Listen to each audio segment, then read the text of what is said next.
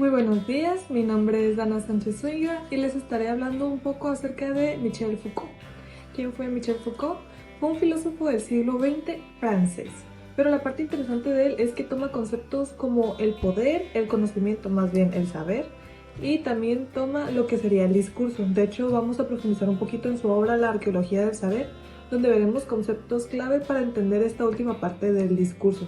Que se quiere referir con un discurso, cómo se crea, en qué contexto o con qué validación se da el discurso, qué partes es un discurso. Y entrando un poquito más en materia, pues Michel Foucault realiza la obra de la arqueología del saber, como lo mencioné, en 1969, pero viene de un contexto de 1968, donde Foucault es francés, viene de una universidad francesa e imparte clases. Sin embargo, en este contexto podemos profundizar que está después de una Francia post-crisis, pero no solo académica, sino también social y por ende también de un discurso político. Creo que es ahí donde viene su enfoque en el análisis del discurso. Así que a continuación con materia. Como primer concepto están las formaciones discursivas. Básicamente es el conjunto de reglas que hacen posible que ciertos enunciados existan y otros no. No se trata de ideas sueltas o aisladas, básicamente son las condiciones históricas en las que se permite que ocurra algo, esas reglas no escritas.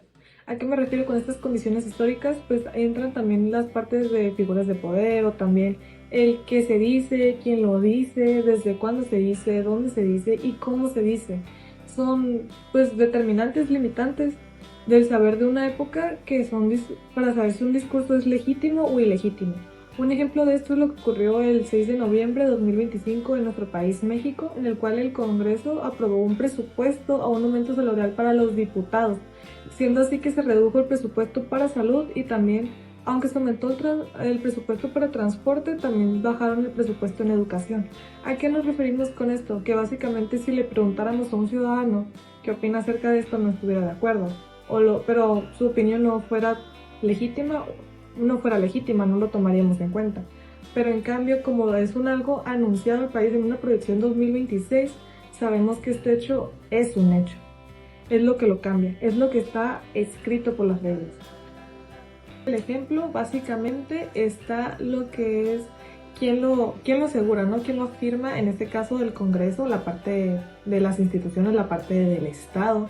Luego también vemos que utilizan conceptos, tal vez no escritos, pero sí los podemos entender. ¿A qué me refiero a esto? Por ejemplo, tenemos la parte de austeridad, tenemos la parte de legitimidad, nos gusta, ¿no?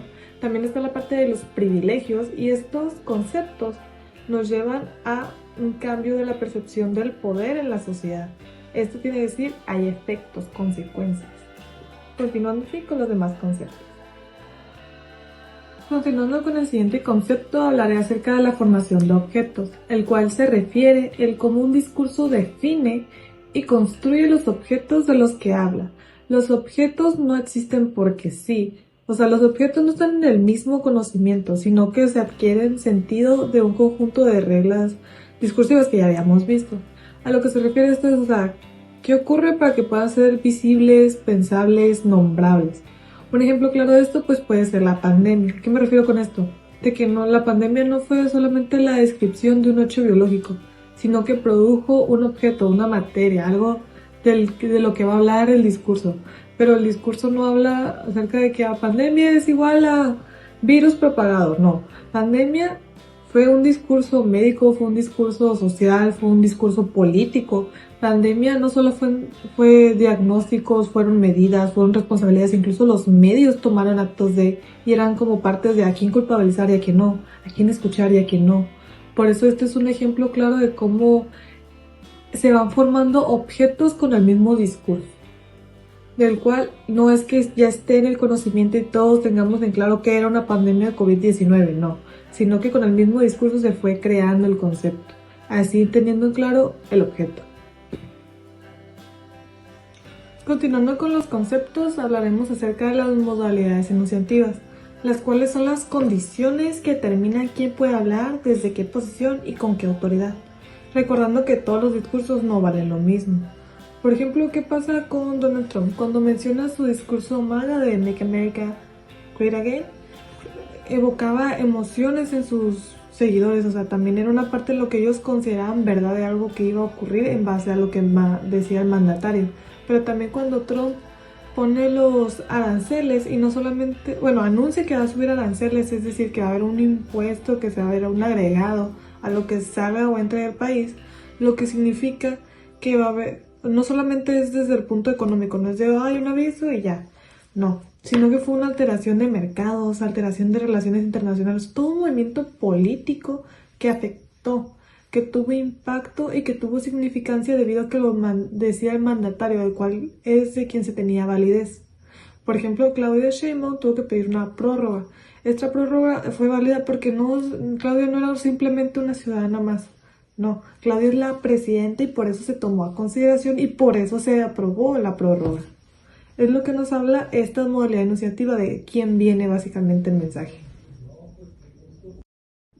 Entonces, como último concepto, tenemos a la formación de conceptos, valga la redundancia, el cual habla acerca del modo en que un discurso produce, organiza y legitimiza los conceptos que utiliza.